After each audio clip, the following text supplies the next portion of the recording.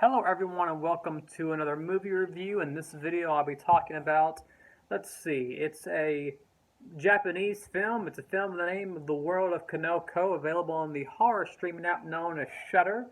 This movie, it has a lot of different facets to it. I really enjoyed the movie, just so everyone knows. There will be heavy spoilers ahead. And it's pretty much about a detective. He's also a father, and he starts to learn all these his daughter goes missing, and he's trying to find his daughter, and he pretty much starts to learn all these shocking secrets she has. She has more than one secret, and he starts to learn about his daughter's life and all the many facets of it, and what happened in what has happened in his daughter's life. He's trying to find out where she's at, if she's been killed, if she's still alive, and that whole thing. That's pretty much the gist of the movie. Like I said, it's a Japanese film on the horror streaming app known as Shudder. I really enjoyed this movie. This is one of those films that I'm not very picky on films, I'll be honest, but it's been a long time since I've seen a movie this well done. And I think a lot of people who like these sort of, I guess you could call it kind of a revenge Japanese film. It's a very violent film. No, I wouldn't say violence in the horror way. It's not really your traditional horror film.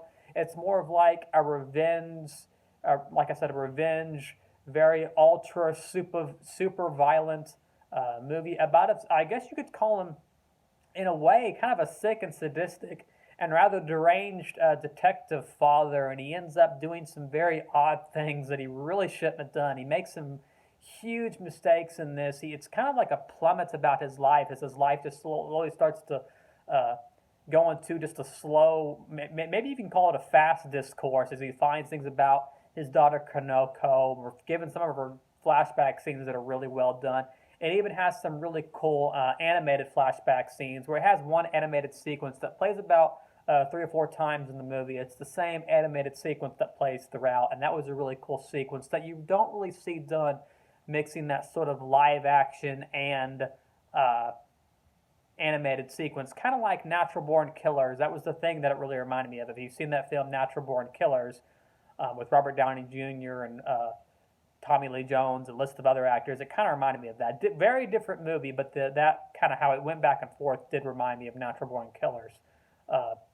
There's a couple scenes of rape, I will say, just so everyone knows, in case you're unaware and haven't seen the film, there are a couple of scenes of rape. Like I said, heavy spoilers ahead. He ends up, you find out later on that, about his daughter, and he ends up raping his wife, and, it has you find out about the certain clans that the daughter was involved in. Like I said, a very shocking and a very violent movie. It has some great scenes. It's one of those movies that very fast paced, and then towards the end, it's got sort of a great revelation as he tells himself, that he wants to find his daughter, not so his daughter is kept safe and not so he can bring her home, but because he actually wants to kill the daughter himself, as it comes as a sort of a revelation, or as it's revealed to himself. He finds out that this young mother actually killed the daughter and buried her out in the snow somewhere, and he's trying to find the daughter out there. And of course, if you've seen the movie, then you know what happens. A very well done Japanese film that, like I said, it covers many different facets. You could say it has horror elements in it.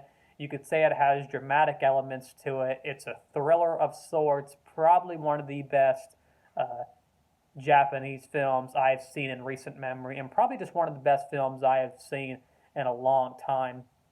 It glossed over me. It came out back in the year 2014, so a little over 6, almost 7 years ago by now. So if you haven't heard about it, I would definitely check this one out. Once again, available on Shudder by the name of The World of Kanako, and if I pronounce that wrong, I'm sorry. That is I believe that's the daughter's name in the film, so that's where that name comes from. And you find out that his daughter is kind of deranged in herself as she tries to lead people on, seducing them in a way because she thinks it's fun, and she's almost like evil itself.